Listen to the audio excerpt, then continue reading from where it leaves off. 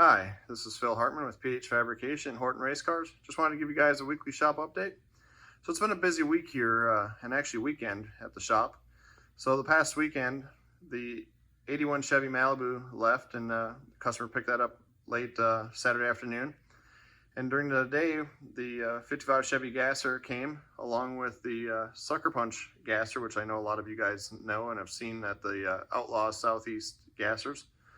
So that's a very cool car to have in the shop. But the customer's happy with the Chevy Malibu, and actually it'll be probably back here before we know it. We're going to actually cut off the front end and make it a full tubular front end just to take some weight off the nose. But I'm looking forward to seeing that car out on the track. Now on the 55 Chevy Gasser here, we didn't do any of the front end work. This all just came in. Whoever did it did a pretty nice job. The only thing we're doing on the front end right now is cleaning up the boxing plates a little bit, and we still have a little bit more work to do. Like I said, it just wasn't exactly what the customer wanted, and I'm just trying to give the customer exactly what he wants. So we're just cleaning those boxing plates up, making everything look planned. We're also going to get rid of the cross member for the motor mount, and we're actually going to put basically a front and a mid plate for the motor mounts. So what we'll do is just cut this motor mount out, which I know it's a very, very nice piece, so I hate to do it, but we're going to give the customer exactly what he wants. Take that motor mount, set it off to the side, and let the customer have it back. Like I said, it'll look good in a street rod or something.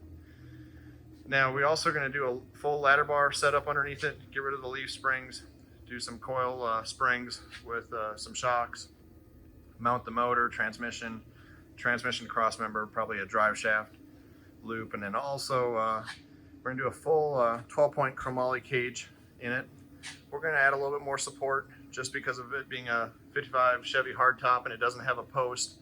We definitely need a little bit more support just to help that roof line and not crinkle the roof when he launches with this car or does a wheel stand a little bit or brings the front wheels up and comes down.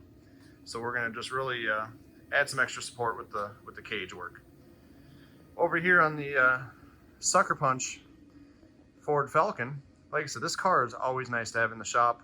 It's definitely an eye catcher. Greg Porter over at 123 Speed Shop did a heck of a job doing the paint work on it, and like I said, we always enjoy having it in. We're not doing a whole lot to this car. Basically, we're going to just open up the hole for the shifter. Now, I'm sure you guys are wondering, well, there was probably room in there for the shifter, and there was. But what we're trying to do is give it an access panel, and this way, when the customer takes out the transmission, he doesn't have to take the shifter off or unbolt the shifter. And what we're doing is just making an access panel, take out either some Zeus fasteners or some 1032 stainless screws. We're not sure which way we're going to go yet. And this way the access panel comes off, gives you a bigger opening, and makes life a little bit easier to drop the transmission out.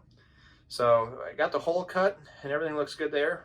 We just basically have to do a little smoothing up on the hole, make sure everything's radiused and nice and cleaned up, and then we'll start building the access panel. Now we'll make the access panel so hopefully the boot will be able to fit back on, and everything will settle up nicely. So looking forward to getting this finished. Now we also have to do a new throttle pedal. Now I know this is a very cool throttle pedal.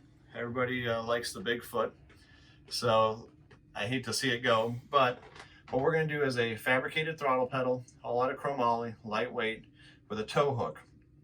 Now this throttle pedal has a cable, and there's no way to pull it back if the throttle would catch wide open.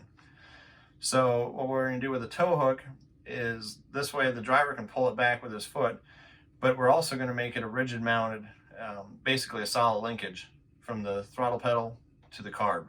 This way when he pulls back, it'll actually try to force the carb blades shut. So you can see the throttle pedal there. I don't know if you can see the cable linkage, but come out here and you can see the cable that comes through the firewall. And we're going to try to use the same hole so we don't add any extra holes in his firewall. Have everything come through, probably get rid of all this, make maybe a new arm, and make everything work with the throttle pedal. Like I said, it's a little bit of work, but not that bad to do. Plus, it'll be a lot safer for him, and he won't have to worry about ever depending on the spring to pull the throttle back. everything will be able to do it with his foot if he needs to. So looking forward to getting this car finished up and out of here. I know the customer wants it back fairly fast, and that way you can test it out on the track. Even with a throttle pedal and a small modification like that, I'd still recommend him going to a test and tune night just to get used to the throttle pedal, and it'll probably be a little bit different feel for him when he's racing.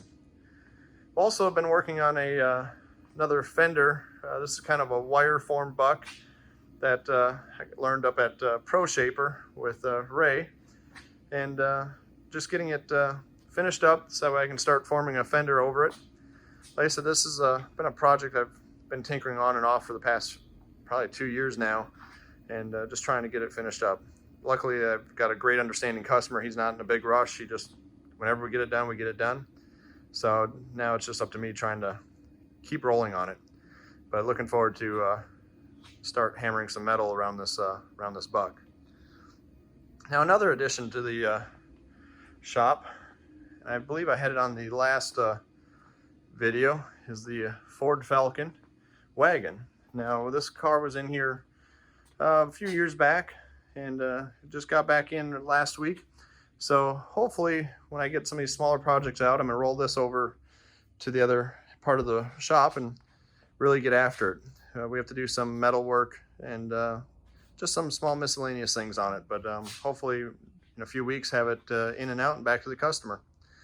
Now you can see the front engine dragster is still here. The customer's on his way up tomorrow morning to pick it up, and looking forward to seeing that back on the drag strip. I believe he's going to be at a drag strip on Memorial Weekend, I believe, is his first race. So it's always exciting to see it go down the track. Now, one other thing we picked up this week is we got ourselves a new Bailey Industrial tubing bender. Now, we had an older tubing bender, worked great, and I hated to sell it, but needed to basically upgrade our tubing bending capabilities. And this way we can give customers a little bit more options when it comes to what kind of tubing they want bent. Even if they want square tubing bent, I'm able to get dies for it. And just a little bit newer, this is a brand new machine, but just always trying to keep updating the shop and keep giving our customers more options and us more options to help them out in any way that we can possibly help them out.